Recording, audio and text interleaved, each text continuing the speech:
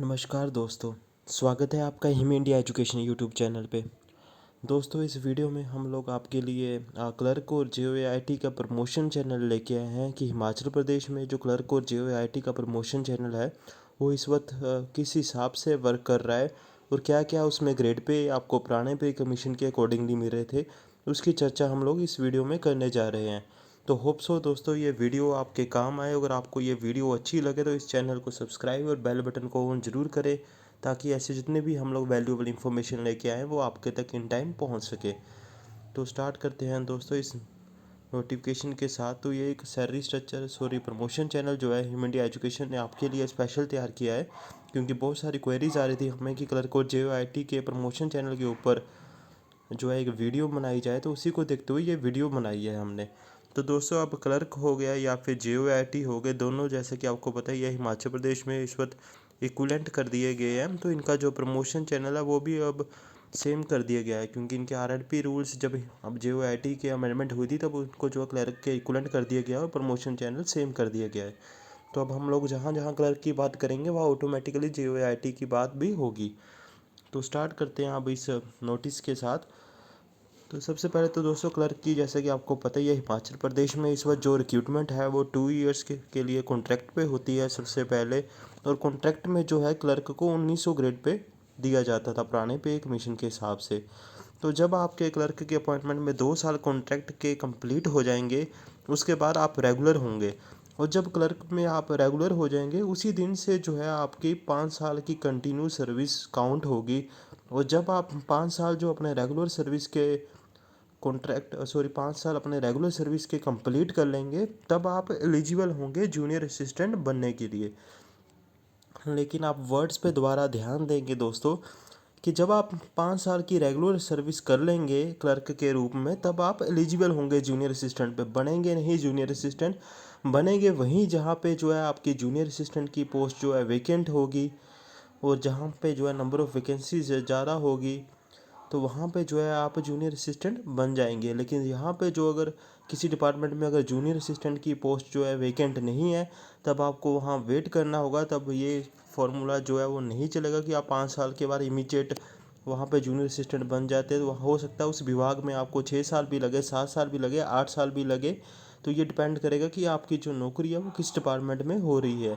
तो इसी को देखते हुए दोस्तों हम लोगों ने आपके लिए एक JOAIT 817 में कि डिपार्टमेंट कैसे चूज़ करना चाहिए, उस पर प्रेफरेंस किस विभागों को देनी चाहिए, उस पर भी एक वीडियो बनाई थी। अगर आपने हमारी वो वीडियो नहीं देखी है तो हमारी प्लेलिस्ट से उस वीडियो को ज़रूर देखें, क्योंकि प्रमोशन चैनल का आपके विभाग के ऊपर ही सबसे ज़्यादा डिपेंड रहता है कि आप किस डिपार्टमेंट में जॉब कर रहे हैं, उसी के ऊपर आपका प्रमोशन चैनल रहेगा। अब इस वीडियो में हम लोग अज्यूम कर लेंगे, मान लेंगे कि आपकी जो प्रमोशंस की वैकेंसीज़ है वो जब जब आप एलिजिबल होंगे तब तब वेकेंट होगी। तो इस हिसाब से अब हम लोग इस वीडियो में चलते हैं। तो मान लीजिए आपने क्लर्क के 5 साल कंप्लीट कर लिए और जूनियर असिस्टेंट की पोस्ट वेकेंट है, तब फिर आप जूनियर असिस्टेंट बन सकते हैं। अगर आप किसी बोर्ड कॉर्पोरेशन में कर रहे हैं तो आपके ऑर्डर जल्दी हो जाते हैं, क्योंकि उनके जो सेक्रेटरी चेयरमैन होते हैं उनके अपने विभाग में ही बैठते हैं। तो आपकी जो प्रमोशन की फाइलें हैं वो जल्दी क्लियर हो जाती है। लेकिन अगर आप किसी डिपार्टमेंट में जॉब कर रहे हैं जैसा कि PWD IPS, तो जैसा कि आपको पता ही है इनके सबके जो हेड ऑफिस है वो शिमला में है। तो वहाँ तक आपकी फाइलें जाती है, फिर वहाँ से प्रमोशन को अप्रूवल मिलता है। तो इसको कार्रवाई को करते हुए कई बार आपका 1 साल अधिक भी लग जाता है, कई बार 2 साल भी अधिक लग जाते हैं, और कई बार आपकी जो प्रमोशन है वो इन टाइम भी हो जाती है। तो ये डिपेंड करेगा आपका गवर्नमेंट के ऊपर। तो जैसे आप 5 साल सर्विस के बाद अगर मान लीजिए जूनियर असिस्टेंट बन जाते हैं तो आपको जो है 3600 ग्रेड पे के वाली स्लैब में आप आ जाएंगे। न्यू पे कमीशन के अकॉर्डिंगली 3600 लेवल के जो बेसिक पे दिया जा रहा है उसमें आप आ जाएंगे। और जैसे जूनियर असिस्टेंट के बाद आप अपने रेगुलर 2 ईयर्स कंप्लीट कर लेंगे सर्विस के, तो फिर आप सीनियर असिस्टेंट की पोस्ट के लिए एलिजिबल हो जाते हैं। और सीनियर असिस्टेंट में अगर पुराने ग्रेड पे की बात की जाए तो 4200 ग्रेड पे जो था पहले वो सीनियर असिस्टेंट को दिया जाता था। यानी कि क्लर्क के टोटल 5 क्लर्क के जब आप 5 साल कंप्लीट कर लोगे जूनियर असिस्टेंट बनने के लिए, 2 साल आप जूनियर असिस्टेंट के बाद कंप्लीट कर लेंगे, यानी कि क्लर्क के सीनियर असिस्टेंट बनने के लिए आपका जो कुल टेन्योर है वो 7 साल का है। लेकिन ये उसी पर डिपेंड करेगा कि आपका विभाग आपकी प्रमोशन कितनी जल्दी करता है और आपकी जो वैकेंसीज है ऊपर विभाग में वो खाली है या नहीं है। लेकिन कम से कम 7 वर्ष तो आपको लगाने ही बनेंगे सीनियर असिस्टेंट और 4200 ग्रेड पे के बीच में आने के लिए। तो ये दोस्तों सीनियर असिस्टेंट तक का प्रमोशन चैनल हो गया।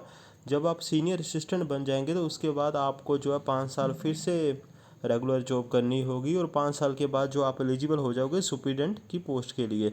और सुपरिटेंडेंट का जो दोस्तों हिमाचल प्रदेश में पुराने पे स्केल के अकॉर्डिंगली जो ग्रेड पे था वो 4800 ग्रेड पे था। 4800 ग्रेड पे में दोस्तों यहाँ पे फिर आपकी जो है पोस्ट है उसमें बाइफरकेशन हो जाती है। तो अगर तो किसी आप डिपार्टमेंट में जॉब कर रहे हैं, जैसे कि आप मान लीजिए हायर एजुकेशन में, तो वहाँ पे जो यहाँ से वैकेंसी इसका पोस्ट का नाम दिया जाता है सुपरिटेंडेंट ग्रेड 2 और सुपरिटेंडेंट ग्रेड 1 दिया जाता था। अगर आप किसी बोर्ड कॉरपोरेशन में बात करते हैं तो वहाँ पे सुपरिटेंडेंट के बाद सेक्शन ऑफिसर की पोस्ट आती थी, जबकि हायर एजुकेशन में पहले सुपरिटेंडेंट ग्रेड 2 के बाद सुपरिटेंडेंट ग्रेड 1 बनता था बंदा।